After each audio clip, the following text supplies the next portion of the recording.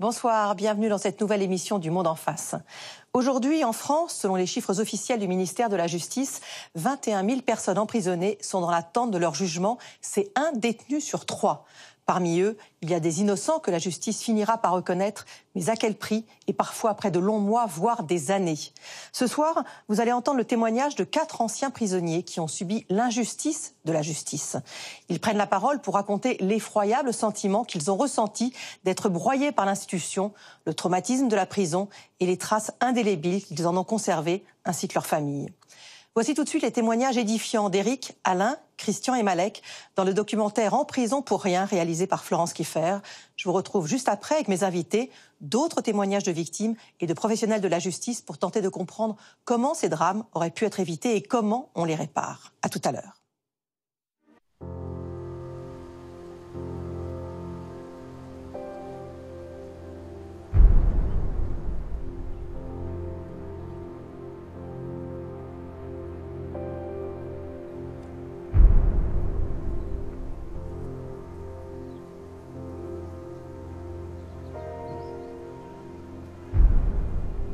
J'étais là-bas dans cette cellule, tout en haut à droite, au coin. Quand je montais sur le lit superposé qui me permettait d'accéder à la fenêtre et que je me collais au barreau, j'apercevais le petit espace vert dans lequel on est actuellement. Et mon rêve, c'était de me retrouver dans cet espace vert à pouvoir regarder la prison de ce côté-là du mur. On ne peut pas imaginer ce que c'est la détention parce que c'est pas seulement les 4 murs, c'est les 4 murs que ça nous met dans la tête.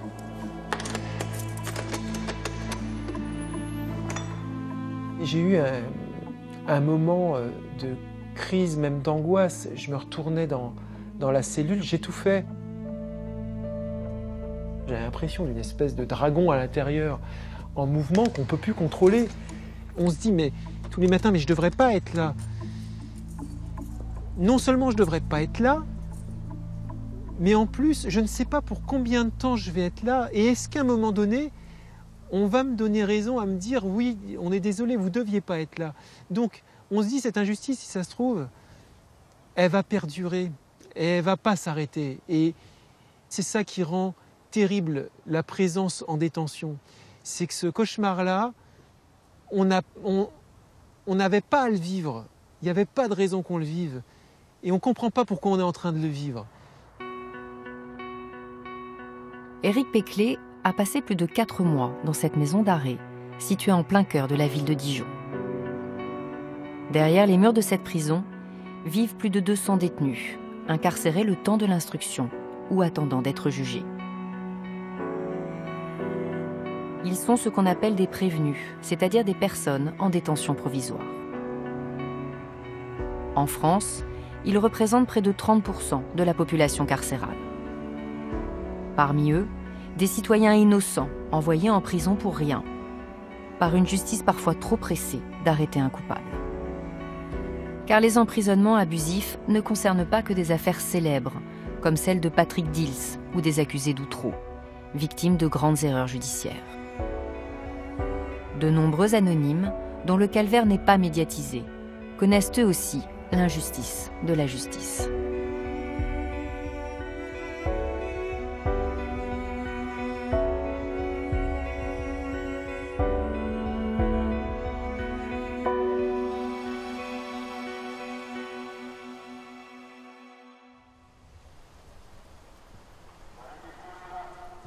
En novembre 2016, Éric Péclé, professeur des écoles, marié et père de 4 enfants, a été mis en examen et écroué pour le viol d'une fillette de sa classe. Il a toujours nié les faits. Quelques mois après son incarcération, des expertises génétiques ont d'ailleurs révélé l'ADN d'un autre homme, un proche de l'enfant. Éric a aussitôt été libéré et placé sous contrôle judiciaire, mais il reste mis en examen. Depuis sa libération en mars 2017, c'est la première fois qu'Éric revient près de la maison d'arrêt. Voilà un peu les plans d'une cellule. J'avais fait des petits croquis sur mesure avec mon petit double décimètre. Alors dans cette cellule, on a le lit superposé. On a une petite table, un lavabo, un petit frigo, une télé, des petites armoires pour mettre quand même les affaires qu'on va réussir à récupérer, et puis un toilette. Alors le 19 novembre, quand j'arrive ici, tous les repères ont disparu. On est complètement paumé. Il y a cette phrase qui reste en permanence du « vous encourez 20 ans de réclusion » pour le viol d'une petite de 4 ans. Donc, au moment où je rentre là, les idées sont très noires. Je ne sais pas trop comment je vais pouvoir tenir. On se retrouve dans une situation où on ne sait pas comment on va couper la machine, comment on va couper le mental. À un moment où on sent qu'on peut devenir fou. On est juste dans un cauchemar éveillé nuit et jour.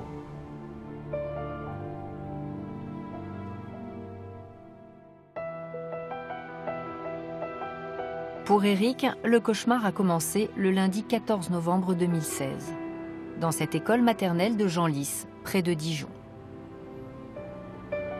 Ce jour-là, il commence un remplacement de 2 semaines. La directrice est en formation.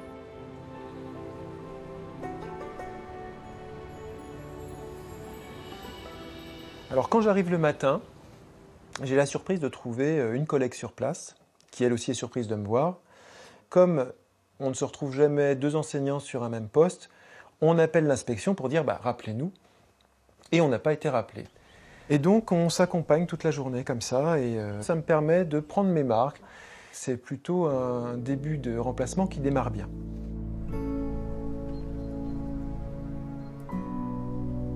2 jours plus tard, Éric reçoit pourtant un drôle d'appel. Le mercredi soir, je vais avoir un coup de fil de mon inspecteur d'éducation. Donc je suis assez surpris et lui va simplement me demander si j'ai pas noté des choses un petit peu inhabituelles qui se seraient passées dans cette classe. Je lui dis que non. Finalement, le jeudi matin, l'inspecteur le rappelle et lui explique qu'une fillette, scolarisée à la maternelle, a été victime d'un viol qui se serait déroulé le jour de son arrivée et dans l'enceinte de l'école. Donc il va me dire, voilà, il y a le lundi soir une tache de sang qui a été retrouvée dans la culotte d'une élève. Et le mercredi, elle aurait parlé à sa maman du monsieur dans les toilettes. Alors là, je commence à prendre un peu plus la mesure de la chose. Donc j'explique que j'ai toujours été accompagné et que donc de ce côté-là, il n'y aura pas de souci.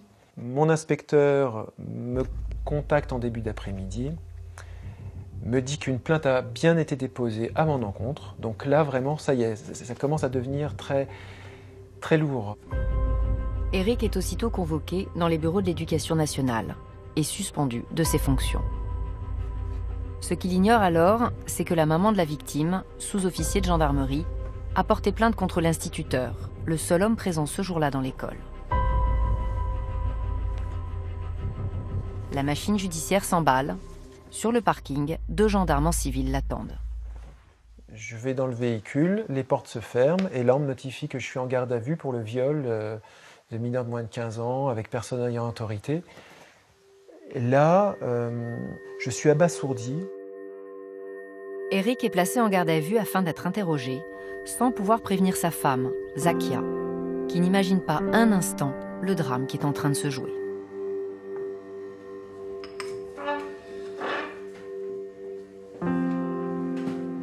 J'appelle sur son portable, pas de réponse. En fait, vers 19h, la gendarmerie m'appelle. Il me dit, voilà, c'est la gendarmerie de Quetigny. Je vous informe que votre mari est en garde à vue. Et là, c'est l'effroi. Je me dis, c'est quoi cette histoire? Et donc, je lui dis, mais qu'est-ce qui se passe? Est-ce que je peux avoir mon mari? Il me dit, non, madame, vous ne pouvez pas lui parler, je ne peux rien vous dire. Et je reste sans voix. Et je reste comme ça, toute la soirée, toute la nuit, avec cette phrase qu'on me dit.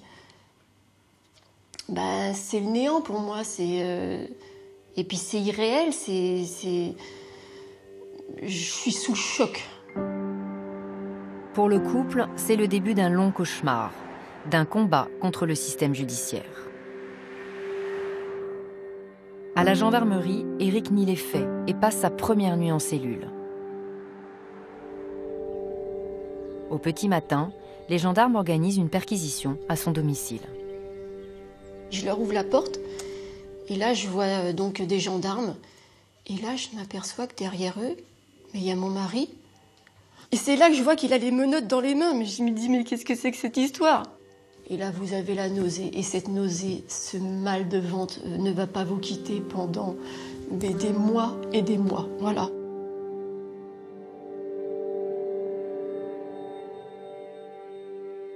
Là, je rentre vraiment dans le cauchemar. C'est le maître. Il m'a gratté le kiki. C'était dans le coin cuisine, dans la classe. Là, ouais, ça bascule. Et là, je suis un peu en état de choc. Tout ce que je peux dire, c'est... j'ai rien fait. Et quand je dis ça, en face, on me regarde en me disant « Mais vous voulez dire que la petite a menti, c'est ça? La petite, c'est une menteuse ?» On est face à des gens, on sent très bien que quoi qu'on dise, notre parole, elle vaut plus rien. Malgré la pression des gendarmes, Éric Péclet explique qu'à aucun moment, il ne s'est retrouvé seul avec ses élèves. L'enseignante présente avec lui ce jour-là à l'école l'a d'ailleurs confirmé aux enquêteurs. Au bout de 48 heures de garde à vue, Éric est déféré devant le juge d'instruction à la cité judiciaire de Dijon. Je le sens plutôt posé, c'est quelqu'un de calme. Sur le coup, je me sens même plutôt en confiance. J'espère que c'est quelqu'un qui va vraiment mener l'instruction à charge et à décharge. Donc je lui dis ce que j'ai à dire. J'ai quand même l'espoir qu'il m'entende. Et puis je passe devant le juge d'application des peines qui dit qu'elle valide l'arrêt disant que je pars en détention. Dans ma tête, je me disais, c'est le fait d'une personne qui, bon, peut-être s'est monté l'idée trop vite, mais là, c'est plus une personne, c'est un système. Ce système-là a décidé que ma place était en prison. La détention provisoire permet de placer en prison une personne soupçonnée d'avoir commis un crime ou un délit. Selon la loi, le recours à la détention provisoire doit être une mesure exceptionnelle, car au nom de la présomption d'innocence, la personne qui n'a pas été jugée doit rester libre. Mais dans les faits, nombreux sont les magistrats qui y ont recours. Chaque année, des citoyens sont donc envoyés en prison le temps de l'instruction.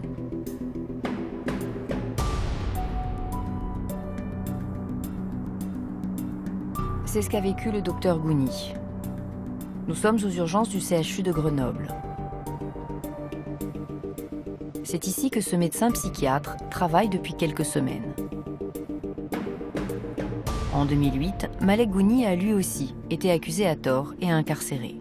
À l'époque, il exerçait à Marseille. Il y a 10 ans, j'ai subi une injustice. J'ai été emprisonné pendant 1 mois et 19 jours. Le motif était faux certificats médicaux et agrément d'argent. J'ai obtenu un non-lieu après une procédure qui a duré 6 ans. Et à partir de là, donc, toute ma vie a été complètement chamboulée. Malgré le non-lieu, Malek Gouni ne s'est jamais remis de son emprisonnement. Il a fermé son cabinet, préférant travailler en milieu hospitalier pour des contrats de courte durée. Chaque fois que j'arrive dans un nouveau service, on ne me connaît pas, donc je suis totalement anonyme. Et donc ça me donne cette liberté d'être une personne nouvelle, pas entachée par cette affaire, et ça me permet de travailler tranquillement. Dans cet hôpital, en effet, personne ne connaît les démêlés judiciaires du docteur Gouni. Ses journées sont réglées comme du papier à musique. Il arrive le matin à 9h30, consulte et repart à la tombée de la nuit en toute discrétion.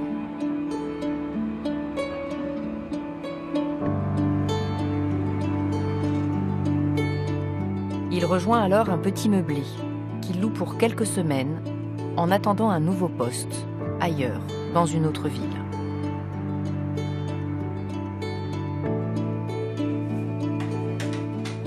Pour ce psychiatre sans histoire, au casier judiciaire vierge, Tout a basculé quand il a été accusé, avec d'autres médecins, d'avoir monnayé de faux certificats médicaux pour des étrangers sans papier qu'il recevait en consultation.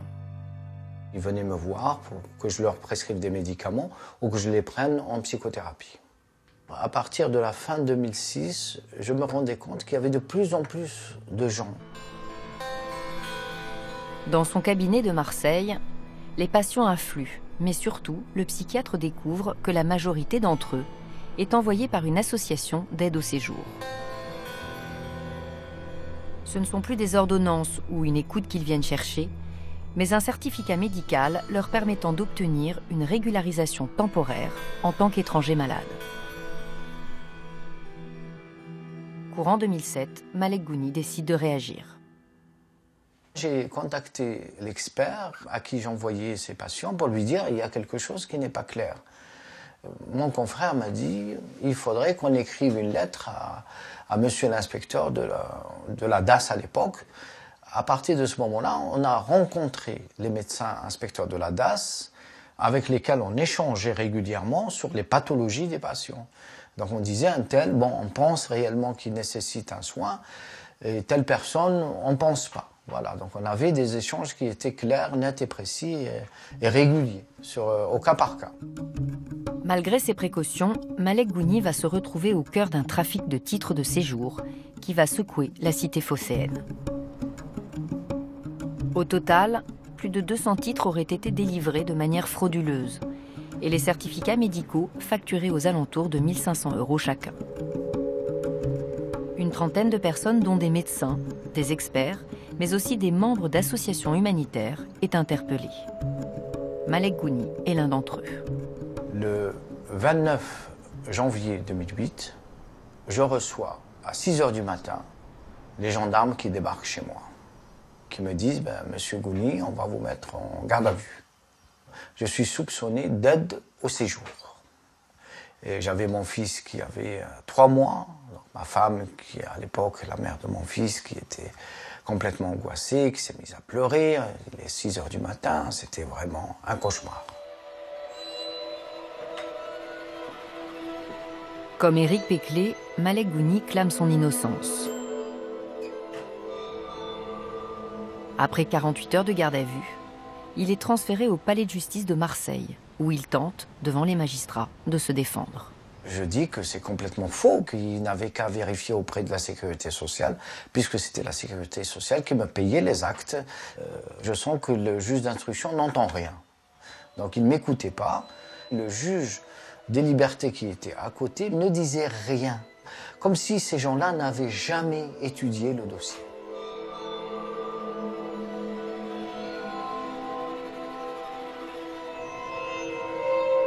À l'issue de son audition, Malek Gouni est placé en détention provisoire à la prison des Baumettes à Marseille.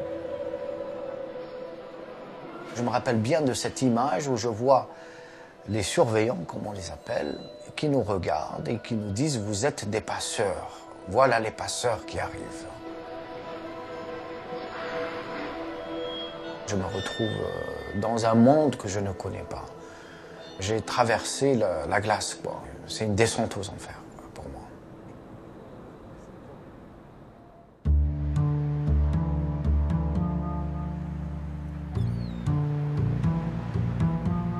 Cette descente aux enfers, quand on n'a rien fait et qu'on se retrouve derrière les barreaux, tous les accusés à tort l'ont vécu. Et quelle que soit la durée de l'incarcération ou son motif.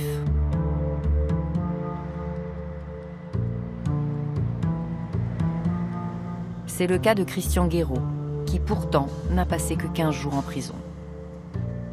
Il y a 13 ans, un ahurissant concours de circonstances lui a valu d'être pris dans un emballement judiciaire qui laisse pantois. Les faits se sont déroulés près de Concarneau, en Bretagne. J'ai été accusé en 2005 de participation à un vol à main armée. Au bout de 48 heures de garde à vue, j'ai été emprisonné donc, pendant 15 jours. Il a fallu attendre 5 ans pour avoir la relaxe. Ça a été quand même assez pénible étant donné que je n'avais rien à voir avec cette affaire. À l'époque, cet artisan breton est âgé de 46 ans et père de 3 adolescentes. Il réalise des travaux pour différents clients. J'avais du gravat, donc j'avais eu l'autorisation de la ville de Concarneau pour déposer ces gravats dans une décharge un peu comme celle-ci. Comme c'était une décharge, et ensuite j'ai même balancé plusieurs de ces fax qui ne servaient à rien. Malheureusement pour lui, au même moment, un cambriolage est commis au-dessus du restaurant La Coquille, sur le port de Concarneau. 2 coffres-forts contenant plus de 90 000 € de bijoux et d'argent liquide sont embarqués. Le lendemain, les enquêteurs les retrouvent vides dans la décharge. Près d'eux, ils récupèrent aussi les fax abandonnés par Christian Guéraud. Ce dernier est interpellé par la police. Au bout d'une heure ou deux, j'étais déjà avec les menottes dans le dos. On m'a posé des questions, on m'a dit est-ce que vous êtes allé déjà dans une décharge à Concarneau? Moi, je ne voyais pas du tout. Pour le moment, ça m'est revenu, j'ai dit oui, en effet. Ben voilà, donc on a retrouvé un ou plusieurs coffres dans cette décharge. Donc on vous soupçonne d'avoir participé au vol à main armée. Donc est-ce que vous pouvez nous dire ce jour-là où vous étiez? Ben, j'étais chez moi, mais chez moi, évidemment, ma compagne et mes enfants ne sont pas des témoins. Moi, je savais que j'avais rien à voir. Donc je me suis dit, au bout d'un moment, ça va s'arrêter. Ils étaient quand même assez agressifs. Tenez-vous mieux que ça et répondez aux questions. De toute façon, et le commissaire vient au bout d'un moment, il m'a dit, de toute façon, il est temps d'avouer, sinon c'est la prison. Mais j'ai dit, je rêve ou quoi?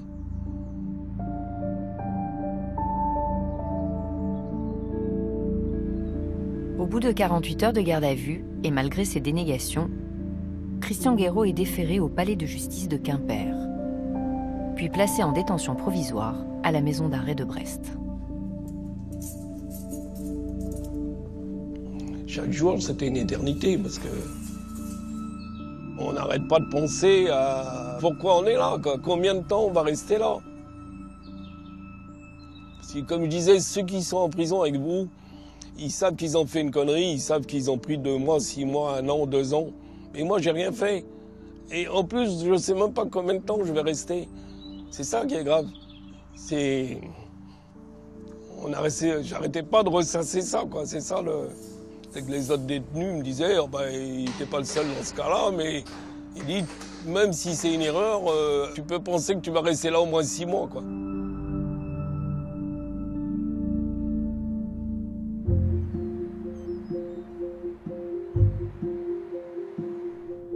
Nous rencontrons Vincent Homez, l'avocat de Christian Guéraud, dans son cabinet de Quimper. Pour lui, ce placement en détention provisoire était totalement injustifié. Pour placer quelqu'un en détention, vous avez des règles fixées par le Code de procédure pénale qui sont très strictes. Déjà, la détention doit rester une exception et elle doit être l'unique moyen de parvenir à un certain nombre d'objectifs, notamment d'éviter par exemple la fuite, d'éviter une concertation entre les complices ou de garantir ce qu'on appelle la représentation de la personne en justice.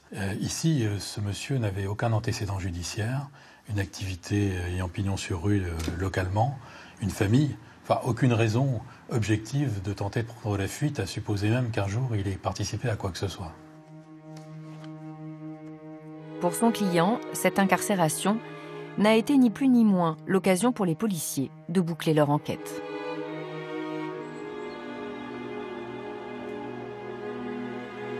Je pense qu'il leur fallait quelqu'un et ils sont partis à fond là-dessus. Voilà, on a un client, allez, prenez-le.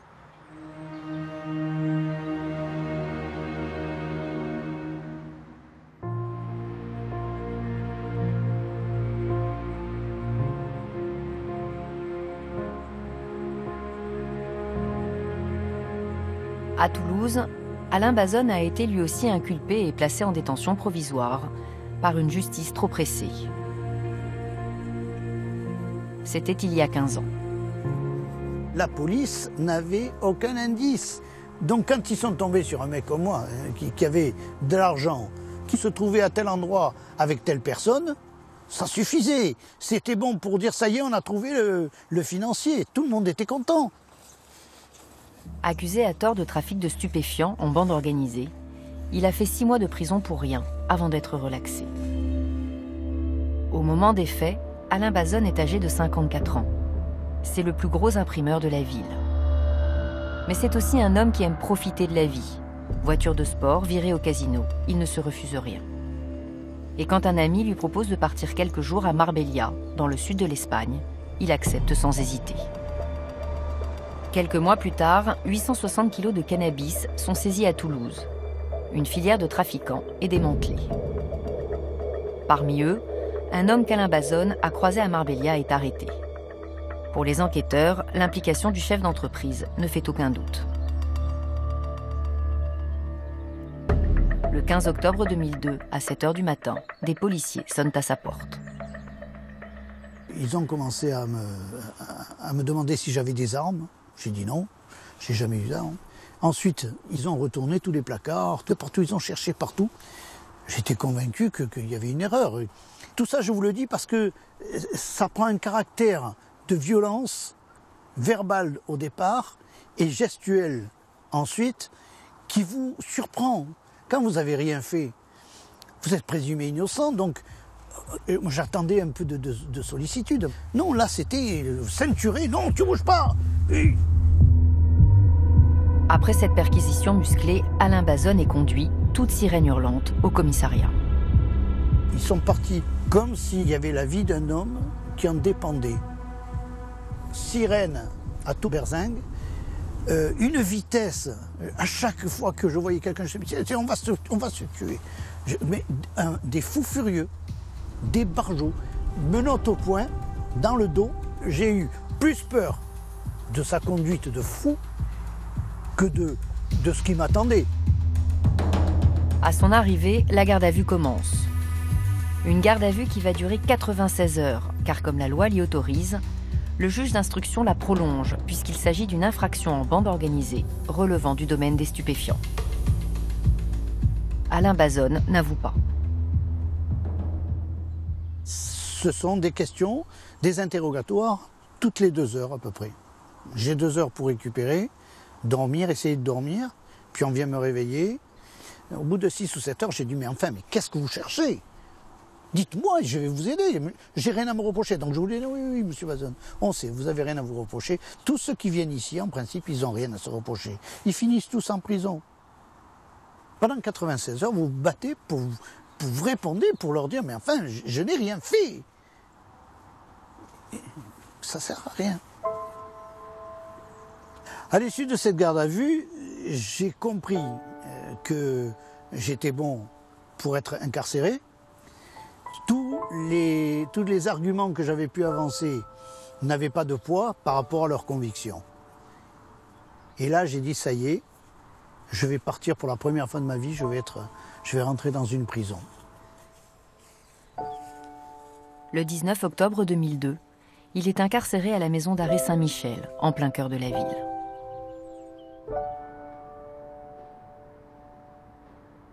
Pour assurer sa défense, il engage l'un des ténors du barreau de Toulouse, Georges Catala.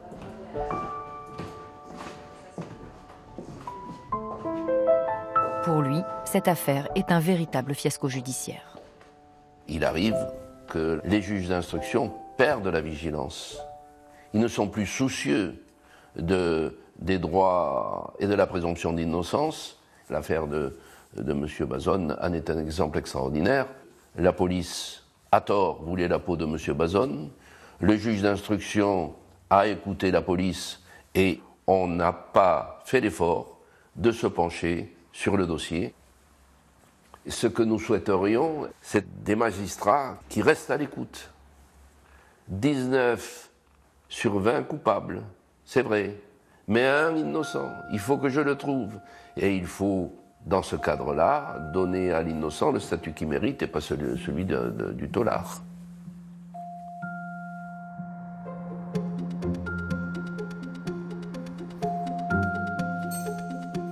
Quand on est innocent, être emprisonné, c'est subir une double peine. Celle d'être accusé à tort et celle de devoir affronter le milieu carcéral. Car la prison a ses règles, ses traditions, sa propre culture.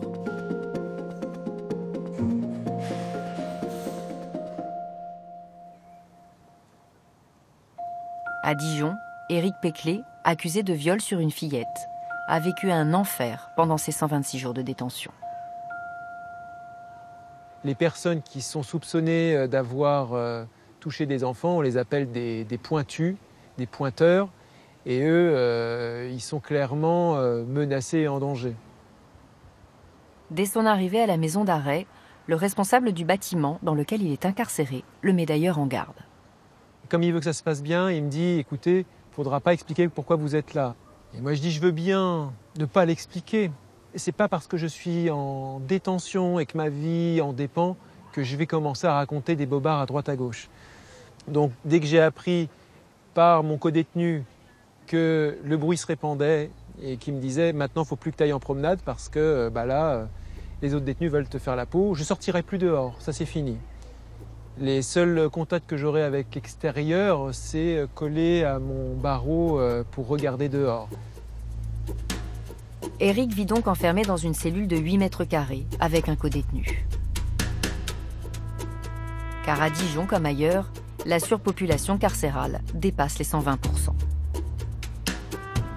En janvier 2018, les prisons françaises ont d'ailleurs battu un triste record, avec près de 69 000 prisonniers pour un peu plus de 59 000 places disponibles. Cette surpopulation carcérale s'explique en partie par la lenteur des procédures judiciaires et le recours quasi systématique à la détention provisoire. Pour Éric, cette promiscuité est insupportable, mais le pire concerne sa famille. Je reçois en prison en fait un courrier recommandé de l'Éducation nationale qui me dit « Comme vous ne pouvez pas être à votre poste, à partir du 1er février, vous n'êtes plus payé ». Et là, j'ai vraiment senti que je touchais le fond. J'ai ma femme et mes enfants qui n'ont plus de ressources. Et là, je panique, je ne peux rien faire. Je suis en prison, je ne peux pas passer un coup de fil, je ne peux rien faire. Je suis juste à observer le naufrage complet. Et là, c'est dur. Zakia et ses enfants sont obligés de quitter l'appartement familial. Ils sont hébergés par un proche. Éric perd le sommeil, il est suivi par l'unité psychologique de la maison d'arrêt. Au bout de 6 semaines d'incarcération, les demandes de parloir sont acceptées. Éric va enfin revoir sa femme et ses enfants. La première fois que j'ai vu mon mari au parloir, c'est épouvantable parce que vous rentrez dans une structure que vous ne connaissez pas, avec des familles accablées. Enfin, c'est juste horrible de se retrouver dans des endroits comme ça, où vous êtes regardé de partout, tout est vitré. On est dans un milieu carcéral maintenant. Notre vie, c'est 3 fois par semaine où vous allez visiter votre mari, votre fils, votre père, et puis vous ne savez pas pour combien de temps. Et puis, voilà, chaque jour, en fait, vous ne vivez que par cette demi-heure où vous allez pouvoir le voir, vous pouvez lui redonner des habits propres. Et c'est la première chose qui arrive de l'extérieur. C'est donc, il va y avoir un pyjama, il va y avoir des changes, des sous-vêtements. Et puis, l'odeur de la maison, il va y avoir tout ça. Donc, ce moment où le sac arrive, c'est énorme parce que c'est l'extérieur qui arrive. Et je sais pas, il n'y a pas de mots, il n'y a rien, mais je sens tout l'amour de l'extérieur qui arrive avec ce sac. Donc ça va être maintenant chaque petite victoire, chaque petite chose qui arrive, qu'il va falloir prendre très positivement. Pour Éric, comme pour tous ces innocents envoyés en prison, difficile de tenir sans se raccrocher au moindre détail.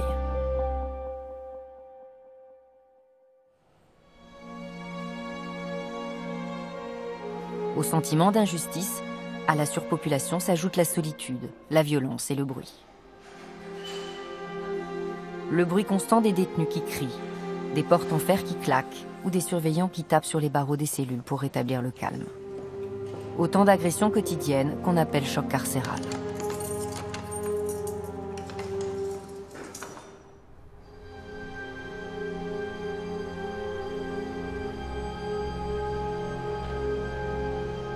Devant l'enceinte de l'ancienne maison d'arrêt Saint-Michel à Toulouse, aujourd'hui fermée, Alain Bazone, qui a passé 6 mois derrière les barreaux, n'a rien oublié.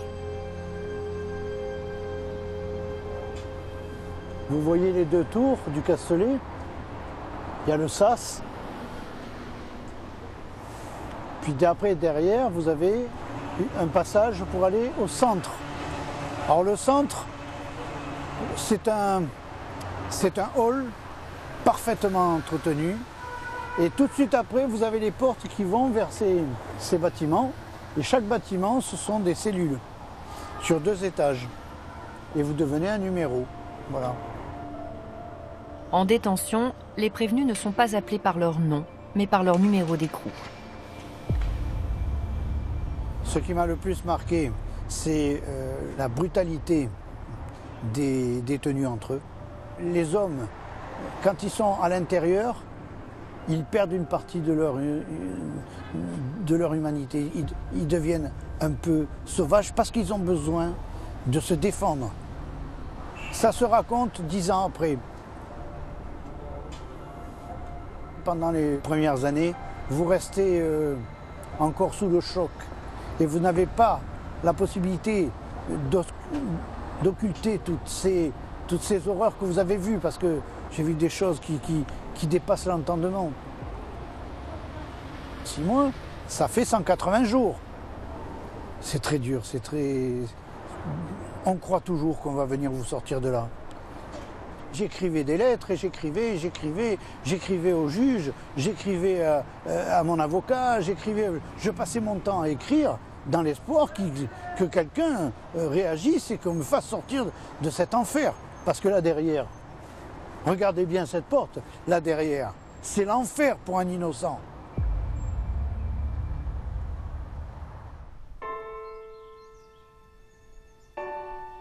À l'enfer de la détention vont s'ajouter la douleur et la colère. 2 mois après son incarcération, Alain Bazone est convoqué au parloir. Ma femme vient vers moi, et plus elle arrive, et plus je me rends compte qu'elle a les yeux rouges et qu'elle ne sait pas comment me le dire. Elle me dit, ton père, elle n'a pas eu le temps de terminer. Et là, ça s'est passé très vite. Je me suis écroulé. Puis d'un seul coup, j'ai réalisé, j'ai dit, mais c'est pas possible, mon père n'est pas mort, pas maintenant. Et là, j'ai ressenti le pire. Ça s'explique pas. Pour assister aux obsèques de son père, Alain Bazone adresse au juge d'instruction une demande d'autorisation de sortie exceptionnelle. 1 jour passe, 2 jours passent, et vous êtes enfermé. Et puis là, le 15 au matin, la porte de la cellule s'ouvre, et on me dit, Bazone, préparez-vous, on vient vous chercher dans une demi-heure. J'ai dit, c'est pas possible. Enfin il a réagi, ce juge. On a enterré mon père à 11h, et à 5h du matin, on vient me dire que je vais pouvoir y aller. Pourquoi ils jouent avec les sentiments des gens, surtout quand ils sont présumés innocents? Je suis parti, les menottes dans le dos, et j'ai assisté à la messe. Ils m'ont pas lâché, comme si j'étais un tueur. S'il y avait eu le juge, je l'aurais tué. Ce jour-là, je l'aurais tué. Avec n'importe quoi. La première chose que j'ai retenue de tout ça, c'est l'injustice. Et puis, j'ai découvert la connerie des gens. C'est ce côté obtus, ce manque d'intelligence de l'être humain. Le 27 janvier 2003, la maison d'arrêt Saint-Michel ferme ses portes. Alain Bazone est transféré dans un nouvel établissement pénitentiaire, en périphérie de Toulouse, à Seyss. C'est derrière ces murs ultra sécurisés qu'il poursuit sa détention. Malgré les mois qui passent, l'espoir d'être reconnu dans son innocence ne faiblit pas. Il multiplie les demandes de remise en liberté par l'intermédiaire de son avocat. À chaque instant de ma présence en prison. J'attendais qu'on reconnaisse mon innocence et qu'on vienne me chercher en me disant « Bon, monsieur Bazone, vous êtes libéré, préparez vos affaires, on s'en va ». Je pense que c'est grâce à ça que j'ai tenu. Et le 15 avril, je crois qu'on m'amène le repas. Et je vois le gardien de prison qui me dit « Allez Bazone, t'as une demi-heure, hein, il faut tout enlever, ça y est, t'es libérable ». J'ai dit « Arrête de déconner, on joue pas avec ces choses-là ». Mais je ne plaisante pas. Et puis là, j'ai éclaté en pleurs.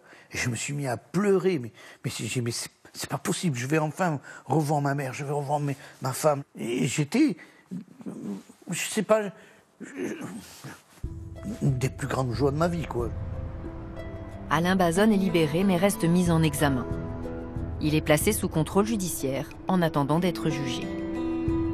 Il pense alors que le pire est derrière lui, mais très vite, il va s'apercevoir qu'un séjour en détention ne s'efface pas. J'ai jamais pu travailler comme avant. Je traînais des casseroles. Les plus gros clients, ceux qui faisaient du gros chiffre, eux, m'ont écarté immédiatement parce qu'ils ne voulaient pas entacher l'image de leur société. L'imprimeur fait faillite, ses salariés sont licenciés. Le chef d'entreprise se retrouve ruiné, espérant que la justice reconnaisse enfin son erreur et le relaxe. J'ai été libéré le 15 avril 2003. Le procès a eu lieu en janvier 2006, 3 ans et demi après. C'est énorme. C'est énorme, ça veut dire que pendant 3 ans et demi, vous ne représentez rien. 3 ans et demi pour être jugé et enfin blanchi. Quand on est innocent, ces délais sont insupportables. À Grenoble, Malek Gouni, médecin psychiatre accusé à tort dans une affaire de faux certificats médicaux, a été libéré au bout de 49 jours de prison. Mais il lui a fallu des années pour que son innocence soit reconnue. Sa libération, il l'a obtenue un peu par hasard. Le détenu qui partage sa cellule lui apprend en effet que l'un des médecins inculpés dans la même affaire a été libéré. J'arrive à téléphoner à ma compagne et je lui dis « Écoute, mon confrère psychiatre est sorti, il faudrait que tu ailles voir mon avocat. » Donc elle va voir le lendemain cet avocat qui va voir le juge d'instruction pour lui dire « Mais comment M. Gouni est encore là alors que l'expert, l'autre, il est sorti il y a 10 jours ? Ce n'est pas normal. » Donc à ce moment-là, il se décide de me libérer. Si je n'avais pas demandé à mon co-détenu de se renseigner, j'aurais pu ne rien savoir et puis on m'aurait oublié. À sa sortie de prison, la vie de Malek Gouni va basculer une deuxième fois. Dans la période d'incarcération, j'ai tenu le coup. Et une fois sorti, c'est là que les problèmes ont commencé. J'ai eu ce qu'on appelle un état de stress post-traumatique. La période d'incarcération, c'est une période exceptionnelle pour quelqu'un qui n'a jamais mis les pieds dans un monde où il est privé de liberté, où il est totalement soumis aux autres. C'est un choc énorme. On perd une part de soi-même. On est totalement aliéné. Mais une fois qu'on est sorti, donc tout revient comme un boomerang. Placé sous contrôle judiciaire, le médecin conserve son droit d'exercer. Il se jette à corps perdu dans son travail. Ce qui était important pour moi, c'est de retrouver le plus rapidement possible mon cabinet. J'ai totalement délaissé ma famille. D'ailleurs, ça aboutit à une séparation au bout de 2 mois. Et donc, il me fallait que je sois là et de démontrer à mes patients que j'étais toujours présent, que je n'étais pas mort. Et en plus, cette affaire a été médiatisée au maximum.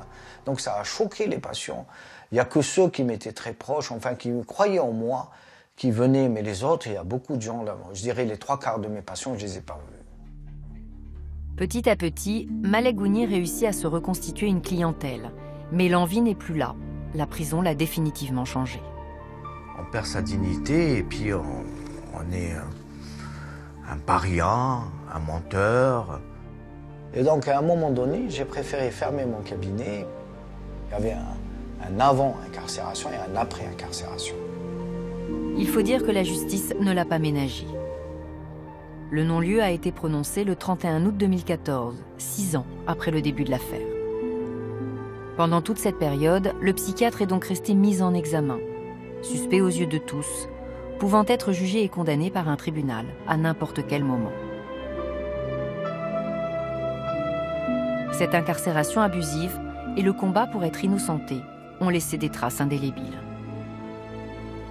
Il y a deux personnes en moi. Il y a une personne qui a été détenue, il y a une qui n'a jamais été détenue. Cette dualité, c'est quelque chose de complètement schizophrénique et je lutte tout le temps comme ça entre ces deux personnes. Cette détention a été tellement traumatisante pour moi, une fracture telle que j'ai ce besoin comme ça de me retrouver tout seul quelque part. Je dirais qu'il y a une fuite parce qu'il y a quelque chose de l'ordre de la honte. Je suis gagné par la honte, je suis habité par la honte et je le serai toute ma vie. Être blanchi par la justice ne suffit pas à trouver l'apaisement, à retrouver sa vie d'avant. Surtout quand celle-ci a volé en éclats, à cause d'une détention provisoire abusive.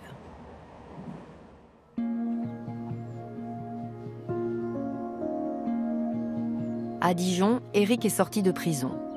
Il a été libéré après plus de 4 mois de détention, grâce à des expertises génétiques. Une tache de sperme retrouvée sur la culotte de l'enfant a révélé un ADN qui n'est pas celui de l'instituteur. On identifie ce sperme comme n'étant pas le mien et comme étant celui d'un proche de la victime. À partir de là, manifestement, c'était très délicat que j'apprenne le contenu de ces analyses en étant en détention. Éric est donc libéré le 23 mars 2017, la veille de l'annonce des résultats. Placé sous contrôle judiciaire, il reste mis en examen. Depuis, l'enquête n'a pas avancé. J'ai l'impression que la justice s'était fait une idée au tout départ de l'affaire et qu'elle ne veut pas changer son point de vue, même avec des évidences scientifiques.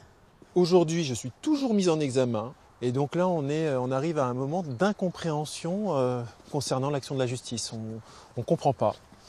On nous assure que les investigations sont menées de manière totalement impartiale et en même temps, on a l'impression d'être dans un jeu où tout est mené de manière déloyale. C'est-à-dire, je sais que s'ils avaient trouvé la moindre petite cellule me concernant d'ADN, ça serait dans les journaux, on en parlerait, le parquet communiquerait là-dessus. Et là, on a une vraie tache de sperme, on sait à qui elle appartient, et il ne se passe rien. Donc c'est vrai que c'est décourageant, c'est frustrant. On a la sensation que la justice n'a pas envie de faire la manifestation de la vérité. Et pourtant, c'est exactement ce que moi je demande depuis le début. La justice semble en effet incapable de suivre une autre piste que celle d'une agression à l'école.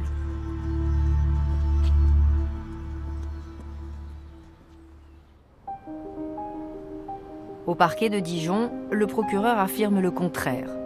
Nous l'avons contacté, mais il a refusé de répondre à nos questions. Éric Péclé, par le biais de son avocat, Maître Liorent, a de son côté demandé à passer sous le statut de témoin assisté. Cette requête ayant été rejetée par le juge d'instruction, il a déposé un recours devant la cour d'appel de Dijon. L'audience a été fixée au 12 octobre 2017. Pour Éric, c'est une étape décisive dans son parcours judiciaire. Comment ça arrive? C'est bien d'être venu. Il en a besoin. Si, non. Ce serait la première reconnaissance de la justice disant on reconnaît que ce n'est pas vers vous que doit se diriger l'investigation. Donc c'est énorme, pour moi c'est énorme. J'essaye de rester serein, mais c'est difficile. Ce statut de témoin assisté veut dire que l'institution judiciaire ne reproche plus à la personne des faits de viol. Elle devient un témoin dans le dossier qui ne peut pas être renvoyé devant une juridiction de jugement et qui ne peut pas être mis sous contrôle judiciaire. Maître Liorent est un avocat pénaliste expérimenté. Il a d'ailleurs fait des erreurs judiciaires son cheval de bataille. Pourtant, malgré des années d'expérience, cette affaire est pour lui unique en son genre. C'est une affaire très très rare parce que, habituellement, dans le cas d'une personne accusée à tort, généralement, on ne sait pas qui est le coupable.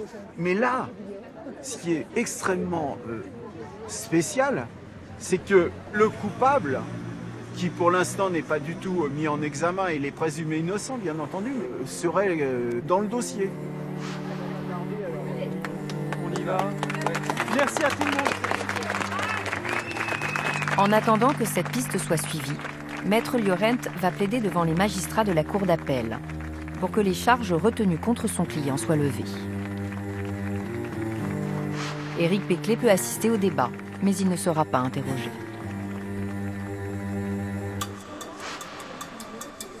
Depuis le début de cette affaire, un véritable comité de soutien s'est constitué autour de l'instituteur.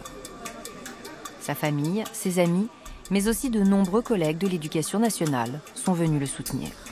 Ce matin, on vient avec la boule au ventre et en fait, on s'aperçoit qu'il y a énormément de monde qui sont touchés par l'histoire et qui viennent ce matin témoigner de leur soutien à Éric, mon mari, à l'enseignant accusé à tort, et ça me fait très chaud au cœur. Pour la maman d'Éric, plus mobilisée que jamais, ce rendez-vous à la cour d'appel est déterminant, non seulement pour son fils, mais aussi pour la petite victime. Le fait que mon fils soit toujours mis en examen, malgré les preuves qu'il l'innocente formellement, c'est complètement incompréhensible pour nous, puis qu'on ose laisser une petite à la merci d'un violeur. C'est totalement inacceptable. En dehors de ce que mon fils subit, cette petite fille, elle est en danger, en grave danger.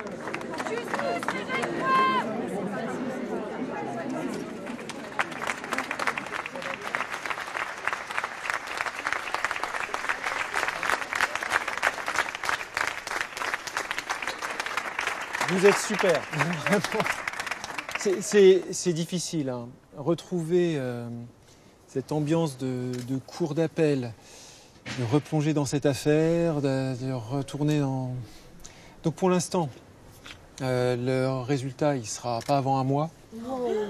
C'est difficile de percevoir à travers les différentes réquisitions, ce que dit le président, quel est l'état d'esprit. Donc pour l'instant, je vais essayer de ne pas y penser, voilà. Au stade où en est le dossier, nos preuves sont tellement flagrantes, accablantes, on ne peut pas faire comme si elles n'existaient pas. C'est nier la souffrance d'un homme que d'ergoter en disant peut-être que vous êtes coupable, peut-être que vous ne l'êtes pas. C'est pas possible.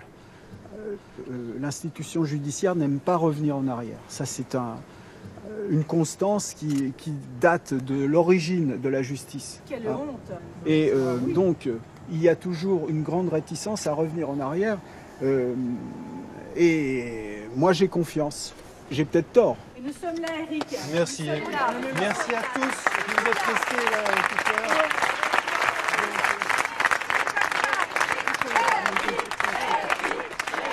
Merci à tous. C'est honteux. Oui, il va falloir passer à autre chose. Je suis vachement déçue en fait, c'est dur. Je ne m'attendais pas à ça. Parce qu'en fait, je pensais que les choses allaient s'assouplir. Et il leur faut encore du temps. C'est dur. C'est pas facile. Attendre, toujours et encore. Le combat d'Éric Péclet est loin d'être terminé. Tôt ou tard, pourtant, la vérité finira par éclater. Mais au bout de combien de temps et à quel prix ?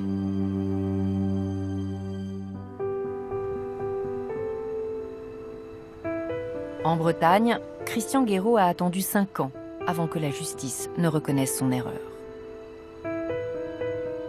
5 ans pendant lesquels il a dû pointer une fois par semaine au commissariat, sans pouvoir quitter la région, car il est soumis à un contrôle judiciaire extrêmement sévère. J'étais en colère contre la justice, qui quand même m'ont mis en prison sans raison. Et au bout d'un moment, ils auraient dû s'apercevoir qu'ils avaient fait une erreur. Mais personne ne s'est excusé, quoi.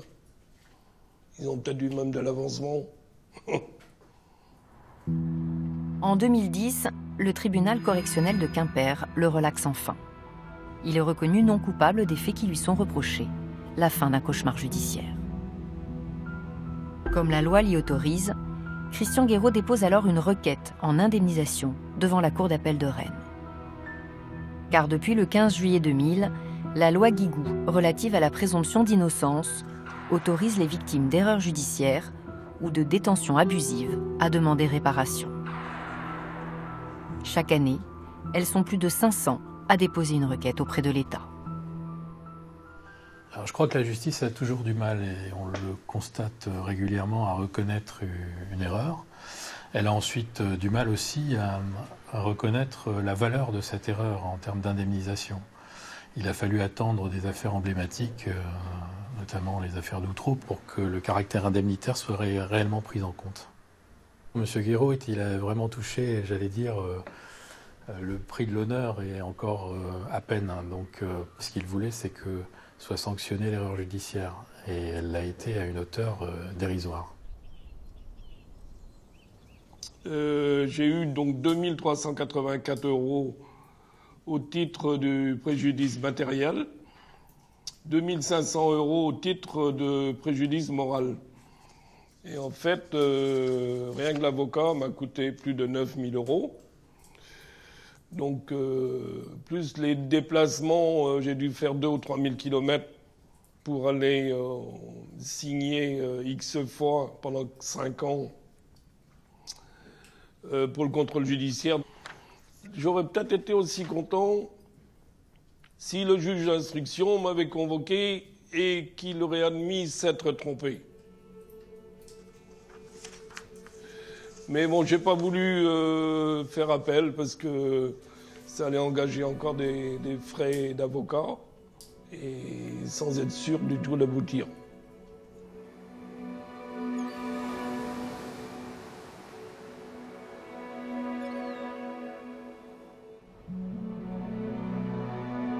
Il n'existe pas de barème pour indemniser le nombre de jours passés en prison pour rien. La seule définition retenue est le choc carcéral. En moyenne, le montant proposé est de 75 € par jour de prison. Mais peut-on réparer financièrement une vie brisée par une détention abusive? Pour Alain Bazone, c'est impossible. On vous met dans un journal quand vous êtes condamné, mais on ne vous met jamais dans le même journal quand vous êtes innocenté. Donc, si vous voulez, il faut que vous vous démerdiez tout seul. Donc, c'est très, très, très, très difficile de pouvoir faire savoir que vous êtes innocent. Et pourtant, c'est le plus important. Tous les gens qui ont pensé qu'il n'y avait pas de fumée sans feu, tous ces gens-là, pour moi, ils me verront toujours comme Bazone, le mafieux qui a tenté de gagner de l'argent avec le stupéfiant. En 4 ans de procédure, Alain Bazone n'a jamais cessé de clamer son innocence. Le 15 avril 2006, lors du procès qui s'est tenu à Toulouse, la justice lui a enfin donné raison. Le premier jour, chaque prévenu s'avance et se présente. Je passe, et là je dis voilà, je suis accusé de trafic de stupéfiants en bande organisée, mais j'ai rien à voir là-dedans. Aujourd'hui je suis là parce que je veux qu'on me rende mon honneur, l'honneur de mon père. Et là, il y a eu un silence. Plus personne parlait. Et d'un seul coup, une petite femme se lève. C'est le procureur de la République. Et elle dit « Madame la Présidente, Monsieur Bazone n'a rien à faire dans ce tribunal. » C'était pas une tendre. Seulement, c'était une femme d'une dignité et d'une honnêteté parfaite. Et bien entendu, elle a étudié le dossier avant de requérir. Elle a dit qu'elle ne pouvait pas soutenir l'accusation, que dans ce dossier, il n'y avait strictement rien. Je ne l'interrogerai pas, donc on n'a pas de temps à perdre avec ça. Il y a 25 personnes encore derrière lui. J'ai classé l'affaire. Enfin, j'ai dit, ça y est. Là, ils m'ont fait des excuses. Donc, quand je suis sorti du procès à 5 h de l'après-midi, avec donc ma relaxe, j'ai enfin respiré. Et je me suis dit, maintenant, il y a deux choses à faire. La première, c'est d'aller voir mon père au cimetière, et il va falloir te reconstruire.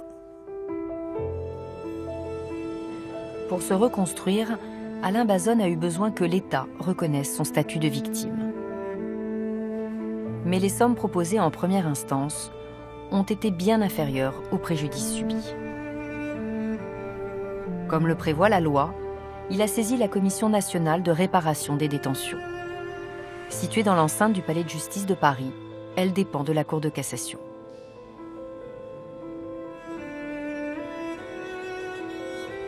Une fois par mois, c'est dans cette salle que magistrats et avocats débattent du prix à payer pour une vie brisée.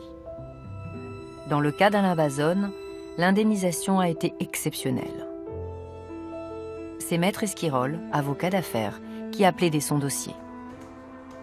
Dans le cadre de cette demande d'indemnisation, tous les experts qui sont intervenus dans cette affaire ont estimé que la personnalité de M. Bazone était la clé de voûte de son succès commercial et financier.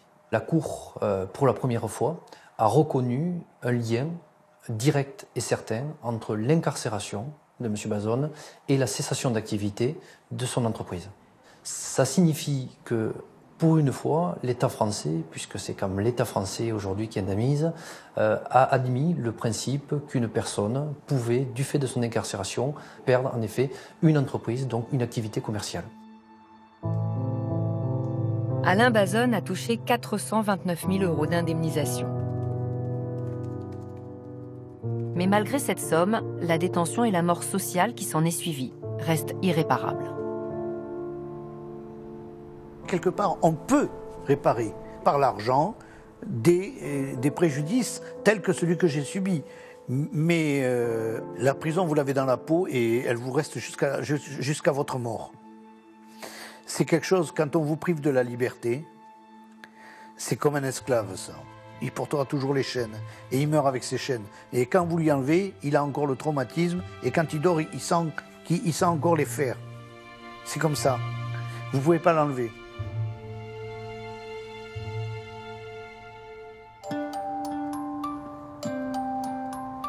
Pour Éric Péclet, le chemin à parcourir avant d'être innocenté et donc peut-être indemnisé est encore long. Nous sommes le 15 novembre 2017. La Cour d'appel de Dijon doit rendre son verdict sur le statut de témoin assisté. Maître Liorent fait le déplacement de Paris pour soutenir son client. Ce rendez-vous à la Cour d'appel est important parce que M. Péclet espère depuis 1 an que cette affaire s'arrête. Et il a raison. S'il passe sous le statut de témoin assisté, c'est un premier pas important pour obtenir un non-lieu. Par contre, le fait qu'il n'ait plus le droit, par l'intermédiaire de son avocat ou lui-même, de demander des actes, c'est vrai que ça le met un peu sur la touche pour démontrer que c'est pas lui le coupable, en somme. Parce que le risque de tout ça, c'est que si l'institution judiciaire, elle aussi, est un peu inerte, le dossier ne va plus bouger.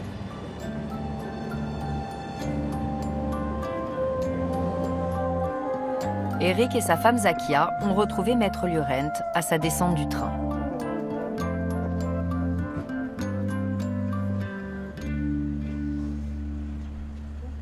Là, c'est en train de monter doucement parce que c'est un lieu que je rêve pas de retrouver. Hein. C'est lié à beaucoup de souvenirs assez difficiles.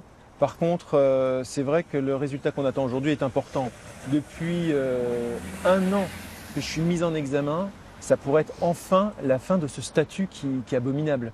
Donc rien que ça fait que j'essayais de ne pas nourrir trop d'espoir, mais c'est vrai que l'espoir arrive quand même et que j'espère de plus en plus.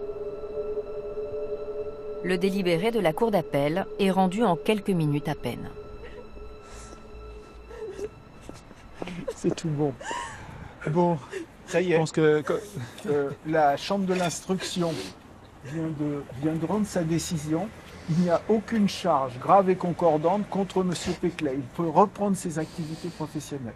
Il est admis au statut de témoin assisté. Et pour moi, c'est une première étape Maintenant, il va falloir passer à la démonstration de sa totale innocence. Je ne veux pas que M. Péclet, dans 5 ans, soit encore témoin assisté. Parce que si on ne bouge pas, c'est ce qui risque de se produire. Donc maintenant, c'est une nouvelle bataille. Hein, oui. Qui est cette fois-ci celle du non-lieu, voilà, pour avoir définitivement tourné la page de cette histoire. Tout à fait d'accord. Passer sous le statut de témoin assisté permet à l'instituteur de récupérer un certain nombre de droits, à commencer par celui de travailler de nouveau avec des enfants et de toucher l'intégralité de son salaire. Mais pour autant, impensable pour Éric de reprendre le chemin de l'école tant qu'il ne sera pas définitivement blanchi. Je ne me vois pas, concrètement, en remettre les pieds dans une classe. Ça va être de l'angoisse permanente et de la parano. De savoir que maintenant, du jour au lendemain, on peut venir me prendre et me mettre en prison, c'est juste pas possible. Je ne peux pas reprendre dans ces conditions.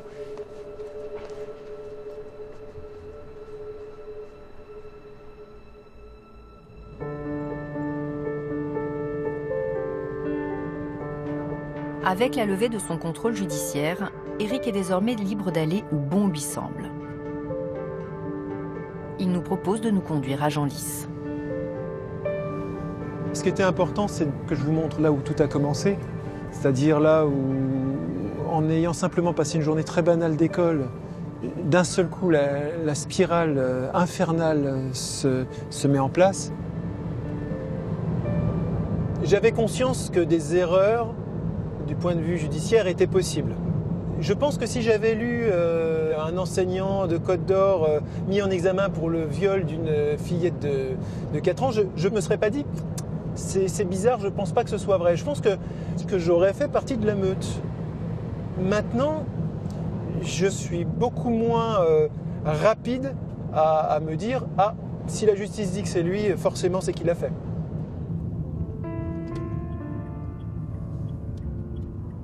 C'est la première fois depuis l'accusation de viol qu'Éric revient près de l'école maternelle.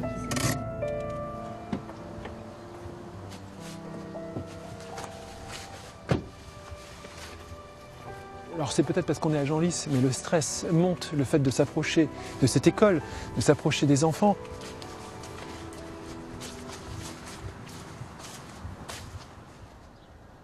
Difficile en effet, quand on a été accusé d'agression sexuelle sur une élève de 4 ans, d'imaginer travailler au contact d'enfants sans craindre qu'un geste soit mal interprété. Éric espère que l'éducation nationale sera en mesure de lui proposer un poste moins exposé. En attendant, sa priorité reste que toute la vérité soit faite sur cette terrible affaire.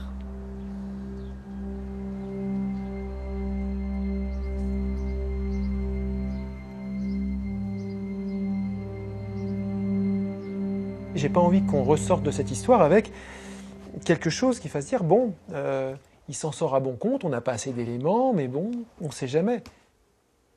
Ce sera important qu'on reconnaisse le tort qu'on nous a fait. Actuellement, on a juste détruit nos vies. J'aimerais entendre dire monsieur, on est désolé, ce que vous avez vécu, vous n'auriez pas dû le vivre. Ça ferait vraiment du bien de l'entendre très concrètement, mais je ne pense pas que je l'entendrai très concrètement un jour.